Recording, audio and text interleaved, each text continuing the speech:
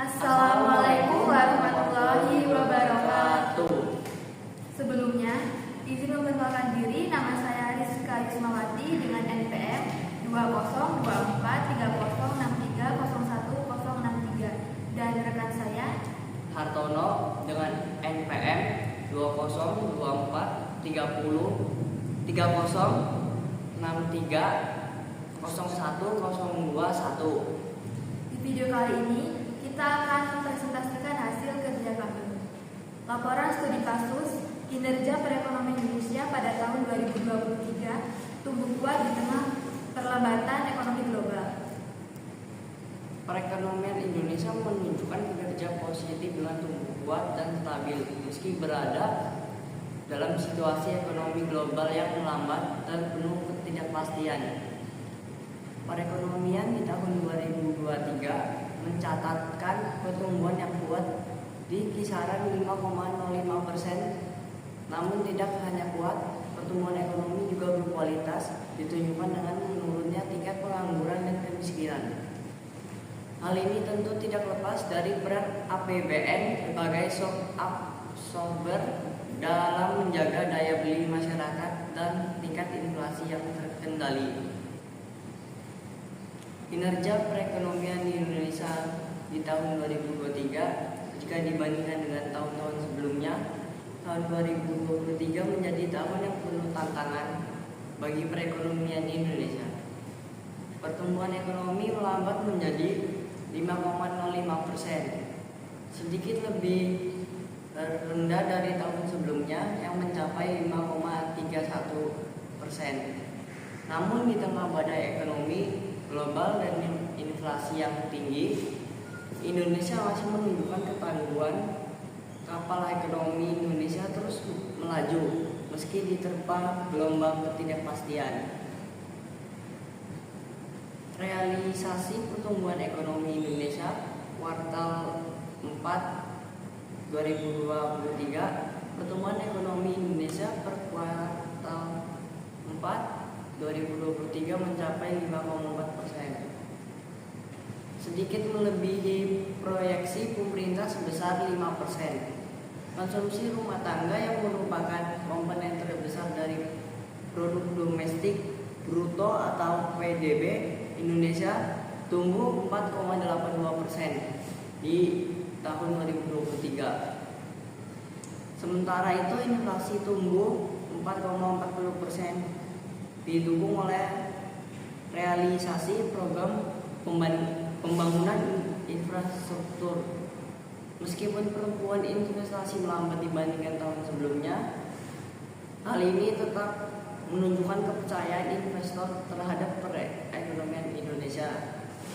Selanjutnya akan disampaikan oleh rekan saya, Rizka. Baik, selanjutnya ada strategi yang dapat dilakukan untuk meningkatkan kinerja perekonomian Indonesia di tengah perlambatan ekonomi global. Yang pertama, diversifikasi. Untuk perusahaan, diversifikasi bisa berarti memperluas lini produk atau memasuki pasar baru. Bagi individu, ini bisa berarti memiliki kombinasi investasi yang beragam atau sumber pendapatan tambahan untuk menjaga arus kas supaya tidak tergantung kepada satu sumber. Mungkin bisa melakukan kerjaan tambahan atau bisnis lain di luar kegiatan utama. Yang kedua, inovasi dan adaptasi. Mengembangkan produk atau jasa yang lebih efisien atau menemukan cara-cara baru untuk memenuhi kebutuhan pasar. Yang ketiga, efisiensi operasional. Meningkatkan efisiensi dapat membantu mengurangi biaya dan meningkatkan margin keuntungan. Yang keempat, fokus pada kualitas dan layanan pelanggan. Konsumen menjadi lebih selektif dalam pengeluaran mereka. Perusahaan yang menawarkan produk berkualitas tinggi dan layanan pelanggan yang luar biasa cenderung mempertahankan dan bahkan mengembangkan bisnis pelanggan mereka. Selanjutnya, ada penguatan keuangan. Memiliki posisi keuangan yang kuat sangat penting selama perlambatan ekonomi. Ini berarti mengelola utang dengan bijak, mempertahankan cadangan kas yang sehat. Selanjutnya, kolaborasi dan kemitraan. Bekerja sama dengan bisnis lain atau membentuk kemitraan strategis dapat membuka peluang baru dan mengurangi biaya melalui sinergi. Selanjutnya yaitu ada investasi dalam sumber daya manusia. Meningkatkan keterampilan dan produktivitas karyawan dapat membantu perusahaan lebih efisien dan inovatif. Selanjutnya eksploitasi teknologi digital. Memanfaatkan teknologi digital dapat membantu bisnis beroperasi lebih efisien dan menjangkau pelanggan baru. Dan yang terakhir ada pemantauan tren dan fleksibilitas. Memantau tren pasar dan ekonomi secara keseluruhan dapat membantu perusahaan dan individu mengantisipasi perubahan dan adaptasi dengan cepat. Yang selanjutnya, peran pemerintah dalam meningkatkan kinerja perekonomian Indonesia di tahun 2023. Yang pertama, peningkatan produktivitas pertanian melalui swasembada pangan. Menteri Pertanian Andi Amran Sulaiman menegaskan bahwa percepatan LPP harus dilakukan secara masif dengan dukungan penyuluh pertanian lapangan atau PPL di seluruh Indonesia.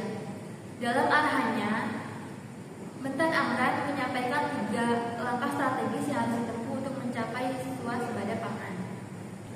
Yang kedua, industrialisasi atau hilirisasi.